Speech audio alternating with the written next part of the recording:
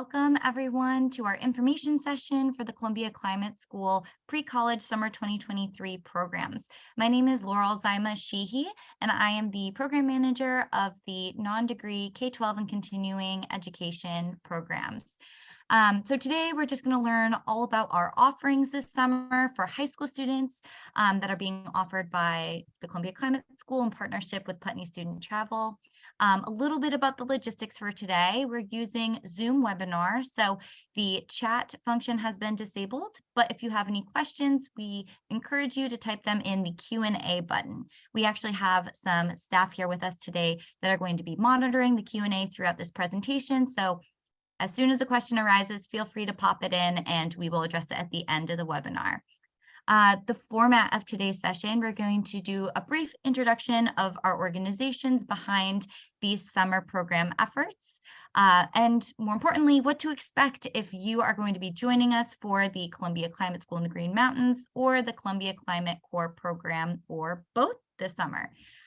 So just for a couple brief introductions, today we are joined by Governor Peter Shumlin, the 81st governor of Vermont from 2011 to 2017, and he is also the co-director of Putney Student Travel. On the Columbia side, we are joined by Josh DeVincenzo. He is going to be speaking to the different offerings he is going to be providing at the Green Mountains program. And Dr. Lisa Dale will be joining us as well, and she will be sharing about the Climate Corps Alaska program. Evan Overton from the Putney Student Travel will be joining us as well, monitoring the chat, and Cassie Zhu from the Columbia Climate School is here with us as well. Great. So a little bit about the Columbia Climate School in case you are unfamiliar. Our school's mission is to develop and inspire knowledge-based solutions and to educate future leaders for a just and prosperous society on a healthy planet. So we're extremely excited. The Columbia Climate School is the first new school at Columbia in 25 years.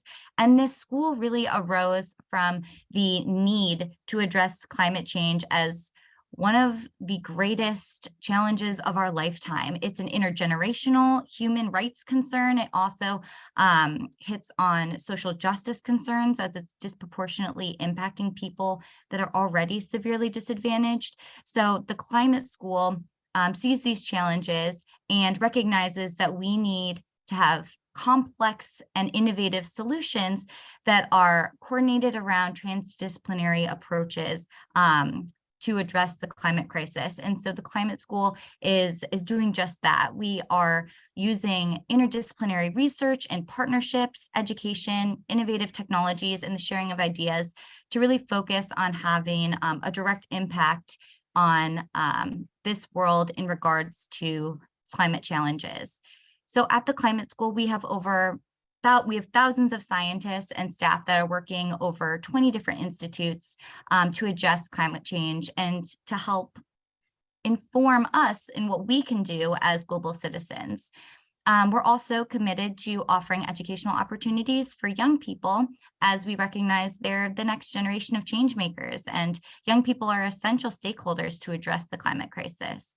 So in our partnership with Putney Student Travel, we're offering unparalleled summer experiences for students to go into the field and be on the ground with Columbia Climate School experts and to become completely immersed in climate content that high schoolers don't normally have access to. And so today we are joined, as I mentioned, by Governor Peter Shumlin, who's going to share a little bit more about Putney Student Travel's history, missions, and goals. And Peter, just let me know when you'd like me to advance the slides for you. Great, click away. Hey, thank you so much for that introduction. So happy to be with you. I'm going to be as brief as I possibly can.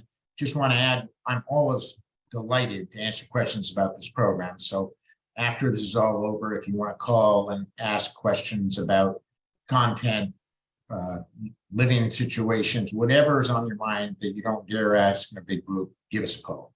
So Putney was founded by my parents, who you see there 72 years ago. They were kind of what I call World War II dreamers, very much impacted by the war. My dad was, like many in his generation, went off to fight in World War II at age 17, and that was his introduction to the world. My mom grew up in occupied Holland and obviously lived through the horrors of the occupation there. And they were both teachers and educators, and they really wanted to turn summer into education. So I was excited after I graduated from Wesleyan and got my degrees to come to Putney and help them educate, make magic happen in the summertime. And I think, like a lot of students that are probably interested in the Columbia Climate School's efforts in the Green Mountains, my parents instilled in all of us kids the very simple notion that life is a lot more than taking care of your family, having a family. If you're getting a good education, making a living, you got to give something back. So to give the short version of my community service contributions, and you can click the next slide, but in the depth of the last really deep recession, worldwide recession, just historically, Barack Obama was running against John McCain for president. To put it in perspective, there was an open governorship seat in Vermont, and I was listening to Democratic candidates. I happen to be a Democrat, talking about the issues. There were already 4 candidates in there, and I thought, hey, you know, it sounds a lot more sort of the same economic development policies you've all heard. You know, I've got some different ideas. I'll run. I will never win, but I will raise some issues. Hopefully, they become part of a broader dialogue. Maybe I can make a difference. So I did. And one of the things I said when I was running for governor was, in terms of creating jobs, because remember, in that period, it doesn't matter what your party was, where you were in the world, everybody was talking about, how do we get out of this mess? How do we build jobs? And I said, as part of a much bigger economic policy plan that I would offer if I was elected, on energy, we were going to turn Vermont into an example of how we can put money in Vermonters' pockets, create jobs, and have some hope, if everyone did what we did, of having a livable planet for future generations. So I ran around Vermont, as we do in these campaigns, and talked about the issue. What I said about energy was, listen, if you elect me, we're going to shut down the main generation of power in the state at that time, which was an aging nuclear power plant that had been leaking, and it was going to be relicensed for another 40 years, even though it was engineered, its engineered life had ended. And I said, instead, and our other sources were obviously oil and coal based. I said, instead, we're going to build out solar, wind. We're going to do energy efficiency like you've never seen before. And when we do that, we will create jobs. We'll put money in Vermonters' pockets, because I thought that, you know, as it was cheaper to do renewables and use less energy than it was to bring in oil and gas and other things from countries around the world.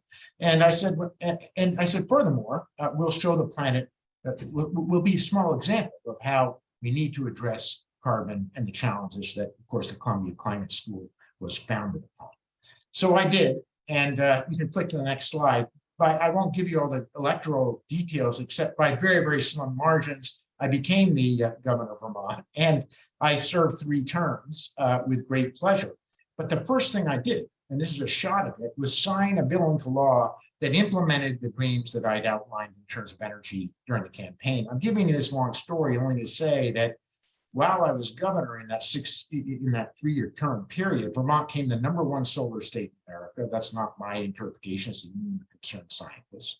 We built out wind all over the state. We did energy efficiency like no state has done it before. And we created thousands and thousands of jobs. Our electric rates went down, not up, and the states around us went up at that time. And we became an example of sort of how a state can go green in the Green Mountain State.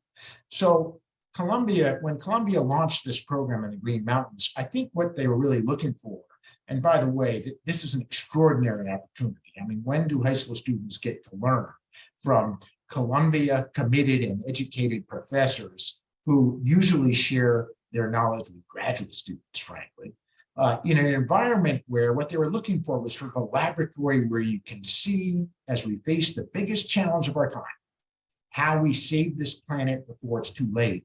A laboratory where you can actually look at public policy, look at implementation, look at entrepreneurship, look at what happens, the problems you have, what works, what doesn't. A laboratory to see where you can actually make a difference if you try. And so that's really what Putney has brought to this. For 72 years, we've been making magic happen for students. but we use many of the resources around Vermont, public policy people, entrepreneurs, Burlington Electric, which is the greenest, the publicly owned power generation for the biggest city in Vermont that is entirely green and run by the head of it is one of my former chiefs of staff. So just all kinds of connections where we can take the magic from the Columbia professors that they impart to these students, combine it with in-field work where you can see how you can actually achieve change in a short period of time, and put that all together in the hopes that we're going to take our only hope, which is young people, and quickly move to undo the extraordinary damage, the challenges that we're facing right now. So that's Putney's involvement. We kind of helped to organize this in terms of Vermont and in terms of application process for the Columbia Climate School. They're extraordinary partners. I'm honored to be a part of it. I hope I will meet you this summer. I always spend time with the students. It's one of the things I love to do. And as far as I'm concerned, when you look at the future going forward, whether this is a part of a student's academic studies, which I hope it will be, a part of their future in terms of work, we are running out of time. And this Columbia Climate School is one of the things that gives me great hope. So delighted to be a part of it. So is everybody here on the Putney team.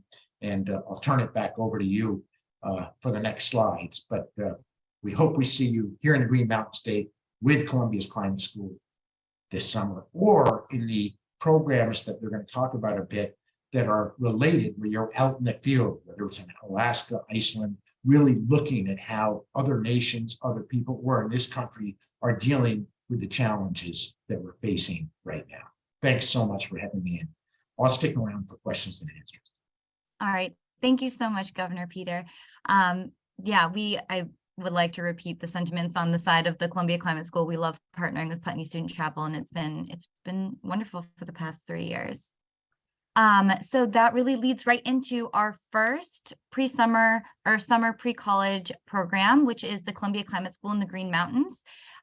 This is an opportunity where students will be joining a cohort of like-minded individuals across the country, across the world, actually, to learn from each other, where they can collaborate and gain an understanding of this multifaceted components that really are driving climate impacts. They're going to be learning about climate science and the individual roles that they can take in climate action. Ultimately, they're also going to be developing some action plans that they can bring back to their own communities to really be the change makers right now and in the future. This is our third summer offering this program. The dates are as listed below, July 2nd through 14th.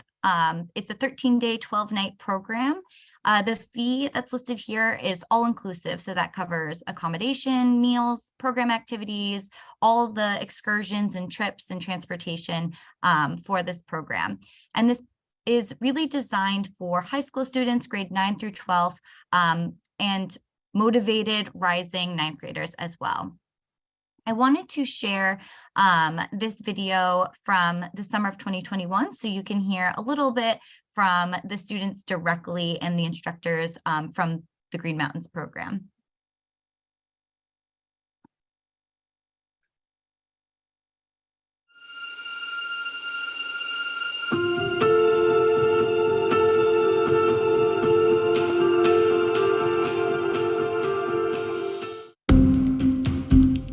Climate is a problem that affects all of us globally, locally.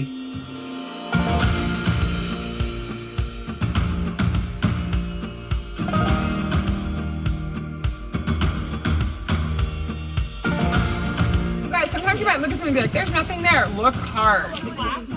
At the Columbia Climate School, we are extremely passionate about education, and we are very interested in preparing our future generations to face the impacts and have a much better understanding of the science behind climate change so that they can take action. It's one thing to be teaching in a classroom, but when you're teaching about climate, there's nothing that's better than being out in the field. Climate change is so important to me, mostly because where I'm from and the culture there. To elaborate on because where I'm from, South Texas has wonderful and beautiful beaches and marine life and natural life. And climate change threatens that on so many levels. The most interesting thing that I've learned is that when dealing with big issues like climate change, you have to think in terms of these systems. So not just focusing on one problem, but looking at how that one problem interacts with all the other problems. It's so important for young people to get involved in the climate problem and finding climate solutions. This program has motivated me to want to help my local environmental organizations and just offer knowledge that maybe people in my community don't have the access to.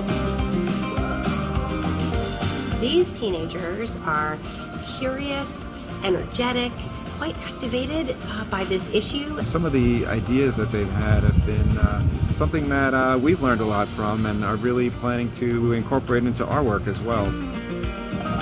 It's just a perfect opportunity for them to start their climate journeys and to go back to their own communities and take action.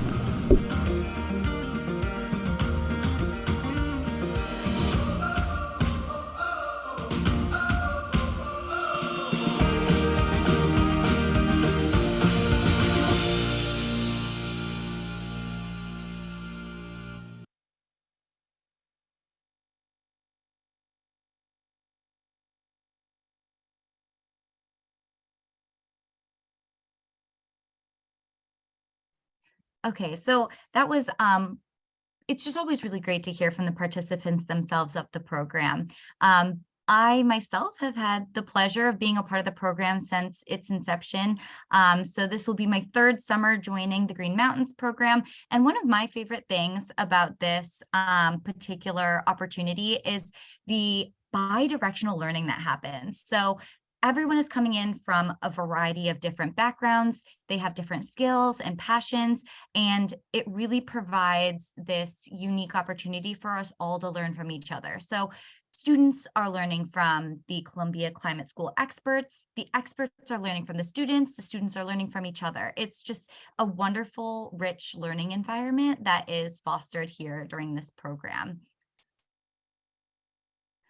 Some of the topics, we do place a very strong emphasis on academics, and each summer the content of the program varies based on the feedback that we receive from the past participants. So the program themes of this summer will be the science of climate change, which includes the natural variability and anthropogenic change or human caused change of climate. We're going to be talking about predictions and modeling and how this information is driving decision making. We're also going to be focusing on climate impacts and resilience. So what goes into preparedness? How do you assess risk? And what are some mitigation and adaptation strategies that different communities are taking to build that resilience? We're going to be focusing on international climate policies and negotiations. So learning about the Paris Agreement and sustainable development goals. What are different decarbonization pathways and what does that energy transition look like? This year is going to have a new theme, which is sustainability and circular economy. So we are going to be focusing on consumerism and our current throwaway culture and how we can transition to a more circular system where we're focusing on reuse and achieving these different types of sustainability business practices. Here's what I found. Oops, excuse me. And finally, climate action and advocacy. So local impacts and how young people play a big role in driving change in their own communities. We also want to make sure that students are learning through a variety of different activities and avenues. Each one of these activities are purposeful and immersive. So students will be engaged in speaker series from our Columbia Climate School experts. We also focus on team building and networking. So students have the opportunity to really learn and collaborate with each other. We have excursions and field-based lessons that allow students to learn on the ground in a very applied way. There are small group workshops And finally, they complete a final project that is their final climate action plan. It's addressing one of the climate challenges that's impacting their own community with unique solutions that can either be mitigation or adaptation focused. They then share in a very short presentation at the end of the program to gain feedback from the Columbia Climate School experts and their peers so they can be ready to deploy this plan in their community once they return from this trip. We are joined by 6 amazing Columbia Climate School experts that will be leading the lessons for this program. Our experts are leaders in a variety of different sectors, including climate science, social science, sustainability, finance, and policy. We are joined by one of the experts today, Josh DeVincenzo. So I'm going to hand it over to Josh to introduce himself and some of the lessons that he's going to be sharing. Sure. Thank you, Laurel. And thanks everybody for joining. I'm fortunate to be, this is year number 3 for me with the program, and really excited to see it grow so much over the years, and as well as the content that we teach. So as Laurel mentioned, my name is Josh DeVincenzo. I am the Assistant Director for Education and Training at the National Center for Disaster Preparedness, as well as a lecturer in the Climate and Society program here at Columbia Climate School. A lot of my courses and my workshop sessions are going to revolve around that theme of climate impacts and resilience. We're going to take a lot of the literature and the research that we have from, I think it was mentioned earlier, that we work with our graduate students on and digest that and pick that apart. But then we're also going to take a lot of the lessons learned from the field, because one of the things that we work on at the Columbia Climate School is how do we create resilient and prepared communities around the country, and what that means, as well as taking a global perspective on this as well. So one of the unique activities that we have queued up for the summer is it's been pretty popular in the past, and it's really exciting because we get people moving around the classroom, is a tabletop exercise, which is a very industry term to basically say we're going to simulate anything that can go wrong with a disaster event. So whether it be a flood, a tornado, a wildfire, we haven't determined yet what disaster we're going to workshop this summer, but it puts us all in kind of the driver's seat of those key decision makers of how we think about equity, how we think about all the different nuanced action items that need to go into a disaster response. And one of the reasons why this is going to be important for students and especially early career climate folks in different industries and sectors to kind of learn is that we all have to really work together. There has to be really efficient communication channels, messaging, to really make sure that the impacts of climate are going to, in our communities, at least we're able to respond in a way that we can minimize the amount of damage under these events. So these are some of the themes that we'll be talking about. We're also going to be leading a workshop on how to talk about preparedness as well as climate and in uncomfortable situations at times, and kind of go through from a behavioral psychology lens on some methods from negotiation and everything in between to get really good at having these conversations. So looking forward to it. Outside of the classroom, I do enjoy this program because there's plenty of opportunities to, kick a soccer ball around or just talk about different career pathways, trajectories, and experiences. And it's always really the highlight of my summer. So I'll also be here for Q&A later on if anyone has any questions specifically about the work or the sessions that I mentioned, and looking forward to it. So hope to see many of you there. Thanks, Josh. So we are, I'm going to do some introductions for some of the other Columbia Climate School experts that are joining the Green Mountains program. Laurel DeSera is a PhD student at the International Research for Climate and Society. She researches how mosquito-borne diseases are impacted by climate, and she's really focusing on assessing and improving these forecasts and how these models can be used by decision makers to improve the livelihoods of people that live in these areas.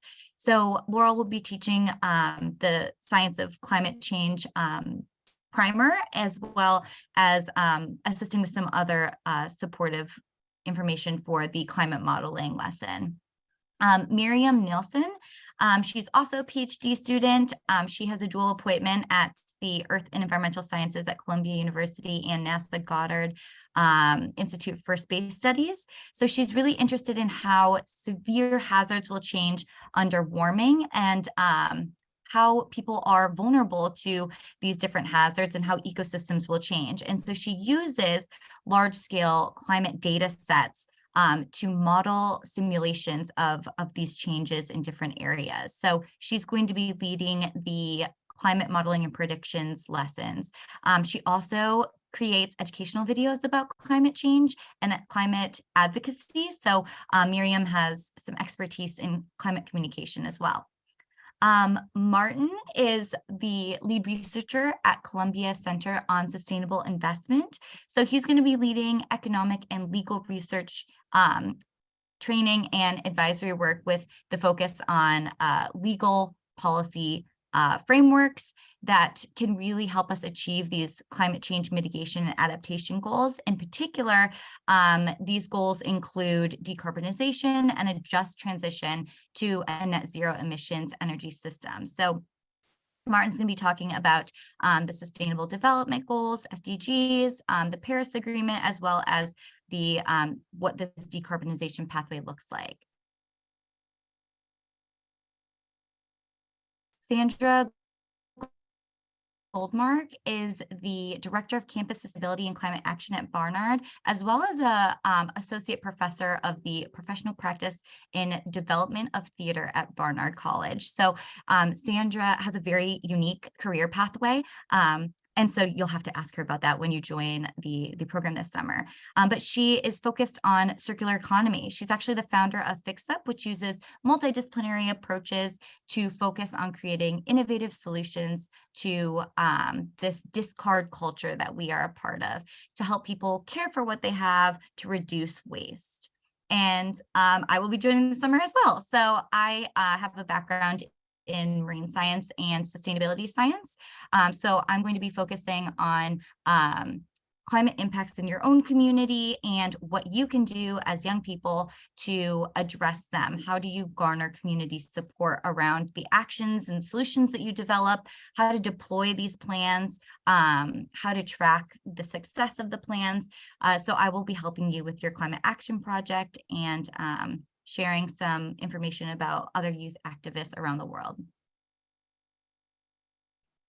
Our other summer pre-college program opportunity is the Columbia Climate Corps program. So these are climate and sustainability focused traveling programs. They're really focused on place-based learning where you travel intentionally to destinations where you focus on one or two themes related to climate, so you can learn in a very experiential way. These are also joined by Columbia Climate School experts. Either one or two experts will join you for a portion of this trip.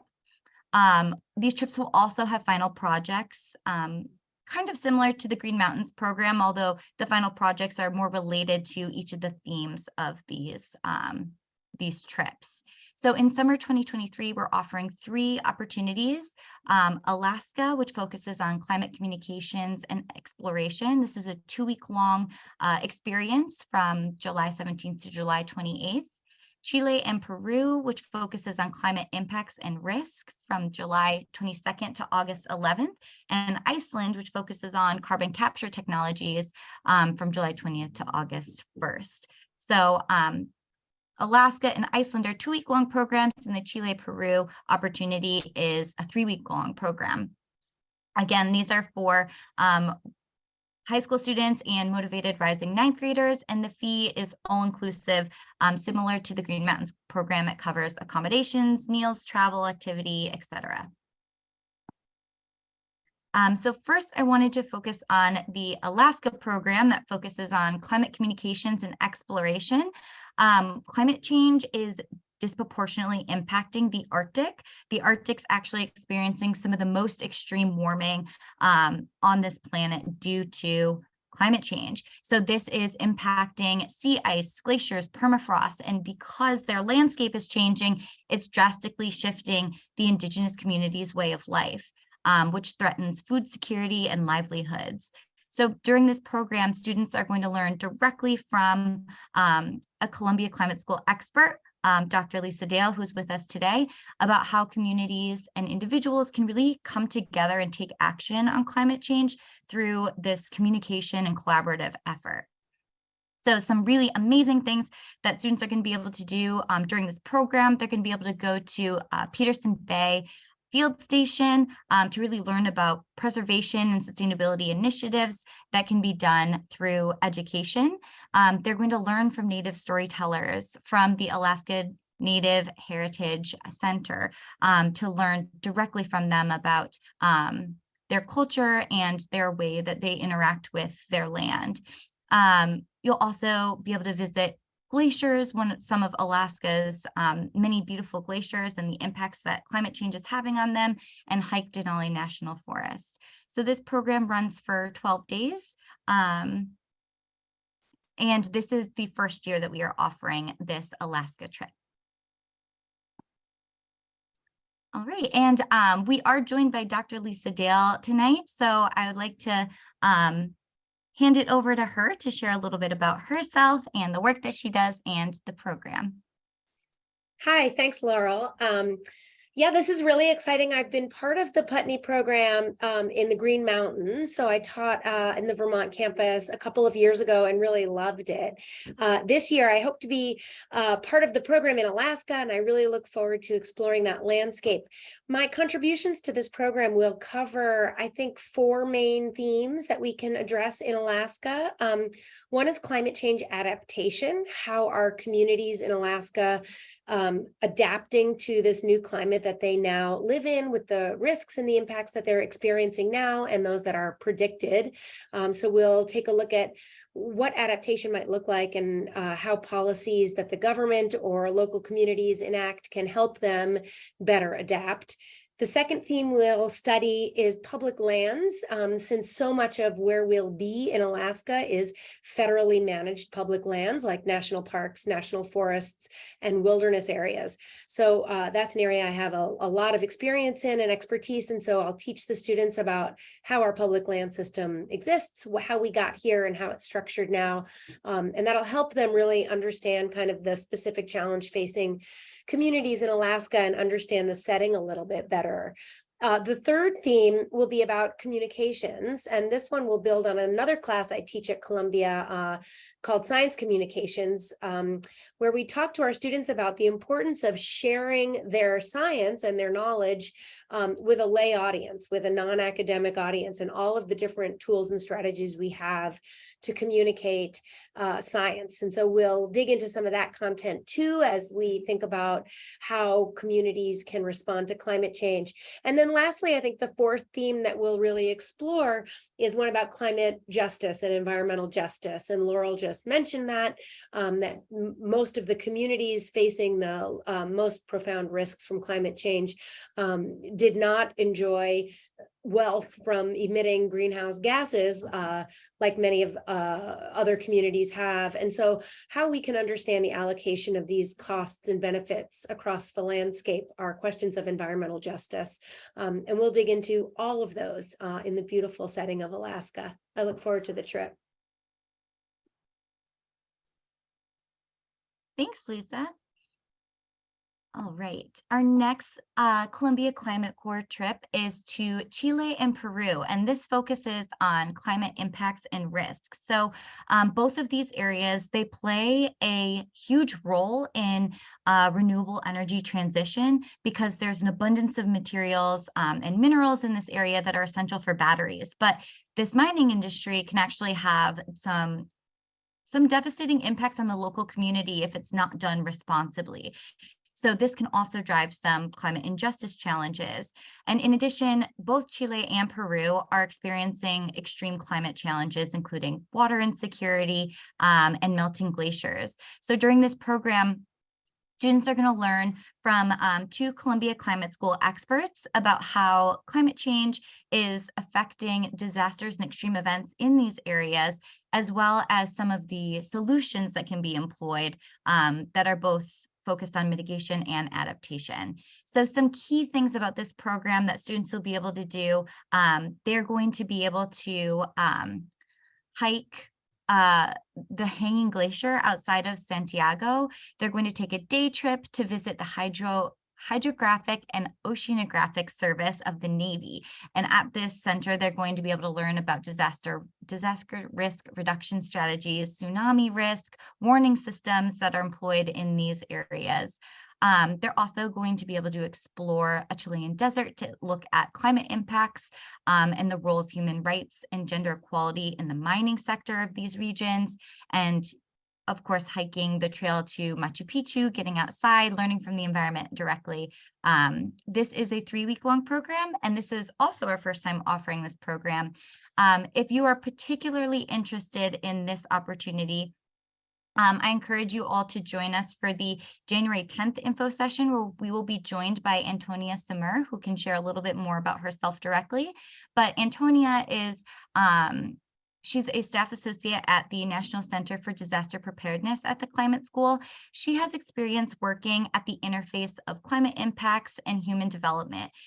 She really focuses on using tools to overcome these impacts and other disasters, particularly on vulnerable populations. So she's currently leading some efforts with the government of Puerto Rico, training child-serving organizations to better prepare and meet the needs of children that are experiencing disasters. We will also in this program be joined by Nicholas Manling, who is a development economist. So he works with an organization that promotes responsible mining practices in the Andean region. So he works with governments and civil societies, academia, and the private sector to find ways to implement this socio-environmental standard in the mineral supply chains. So he will be a valuable resource as well to learn about some of the topics of this program. And our last program is the Iceland program. It's returning for another summer. So this will be the second year offering this program. It's focused on carbon capture technology. So Iceland is also an area, being in the Arctic, that's experiencing extreme climate impacts and disproportionate warming. But they're also on the cutting edge of some really innovative solutions to climate change. So there is technology that's able to sequester carbon through the injection of CO2 into basalt rock that can form a solid carbonate material. And the removal of the CO2 from the atmosphere and locking it underground in these reservoirs is going to help mitigate climate change. And so there are areas in Iceland that are on the leading edge of this research. So students that are involved in this program will be able to learn from 2 Columbia Climate School experts about carbon capture technology and particularly their work in this industry as well. So students will be able to go behind the scenes at a geothermal power plant. They're going to be able to witness how this carbon capture technology works and learn directly from some experts on the ground in Iceland. They are going to be able to scout for puffins and whales and seals as you learn about the native ecosystem in this area. You can go to look at some glaciers, learn from geoengineers, volcanologists, glaciologists, and foresters who are looking collaboratively to address the climate challenges and the CO2 challenges and how to capture that. And students will be able to ultimately develop a project that's going to kind of hone in on the topics that they learned over the course of this program related to renewable energy generation, power distribution, environmental policy, et cetera. So this program runs for 2 weeks from July 20th to August 1st. If you are particularly interested in this program, I would suggest you joining us for the February 9th info session, where we will be joined by David Goldberg.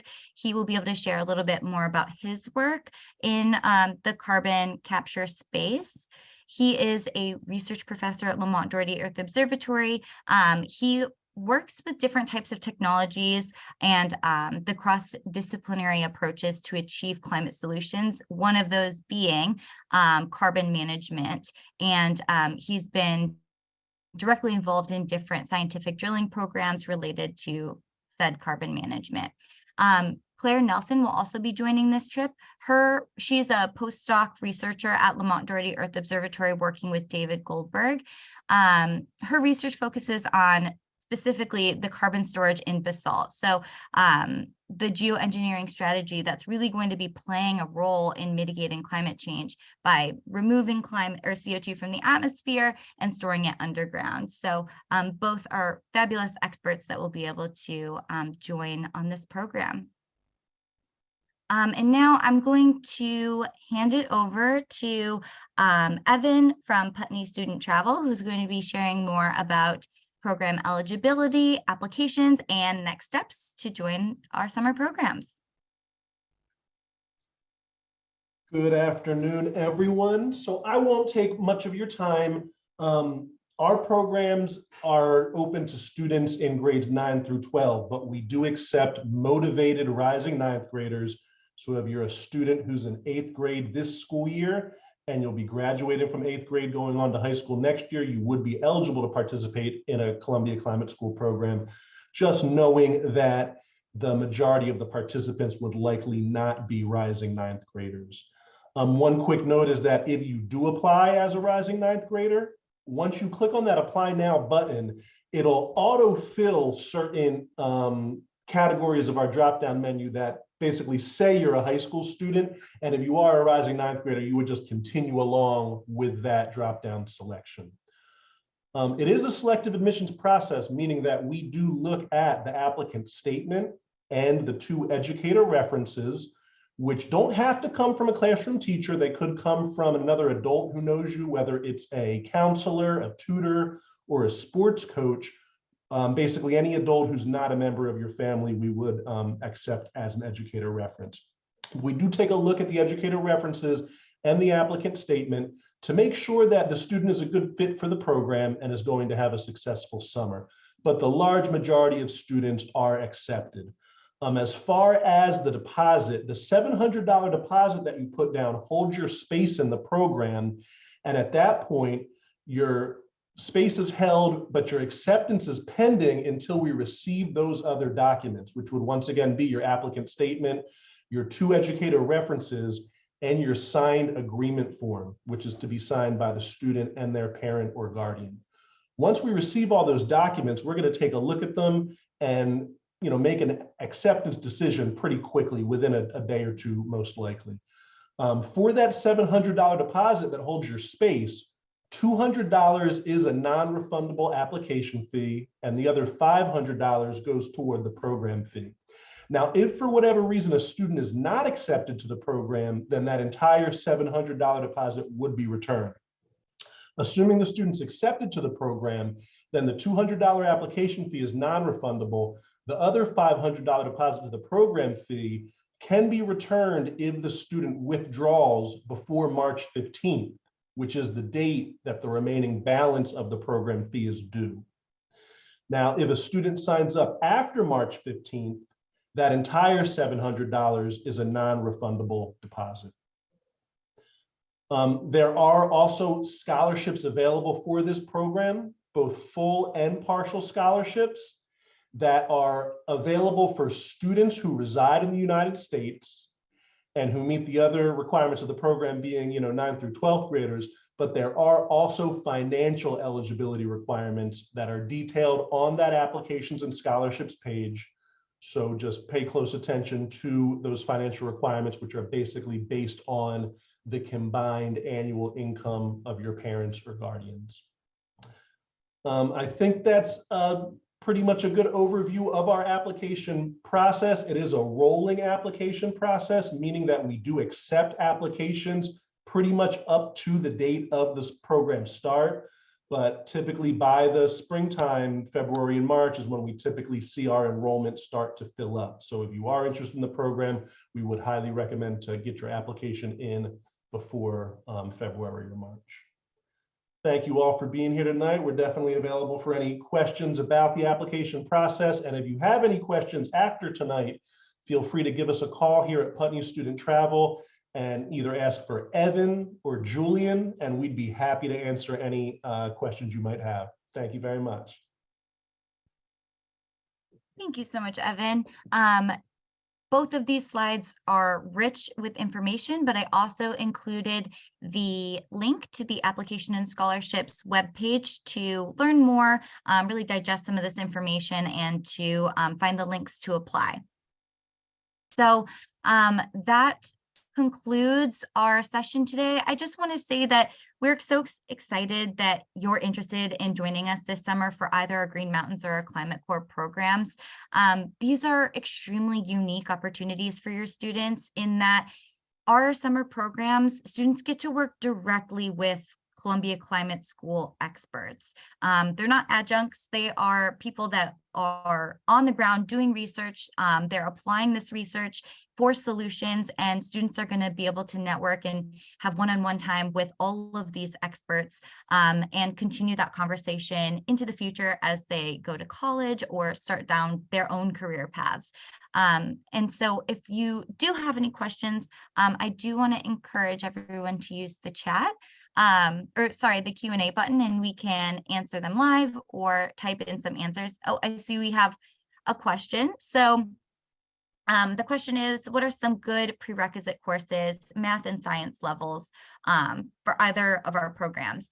There are no course requirements or prerequisites for a student to join the program, and interest in the topics are certainly required. So if a student is committing to travel to Iceland for 2 weeks, an interest in carbon capture technology will be definitely something that we look for in their statements.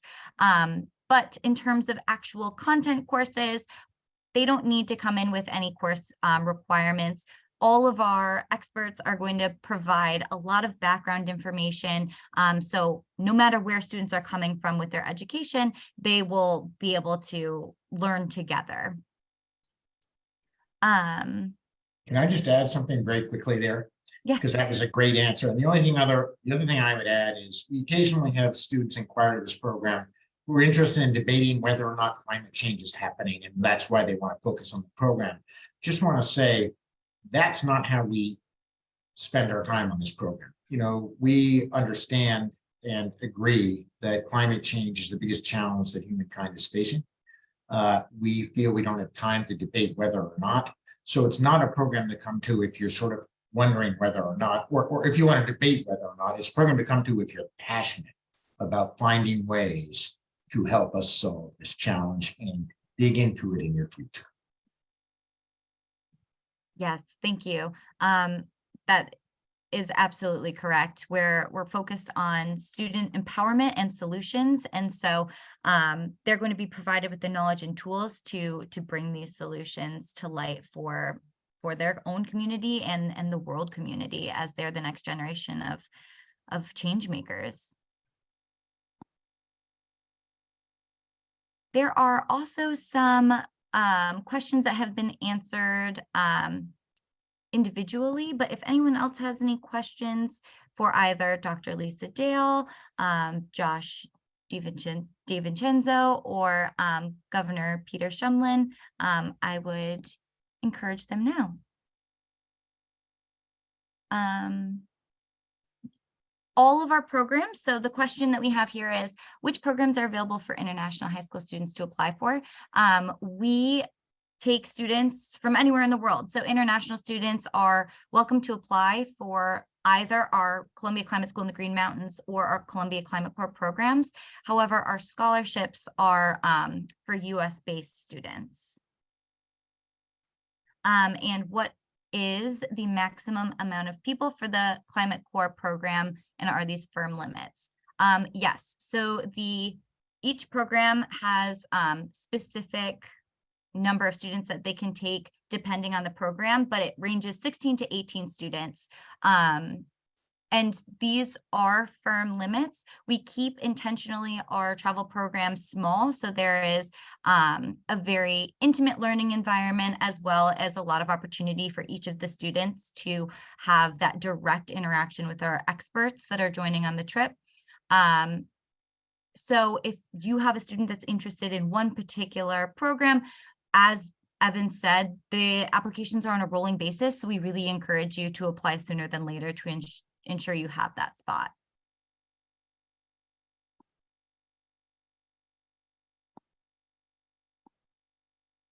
All right. Any last minute questions?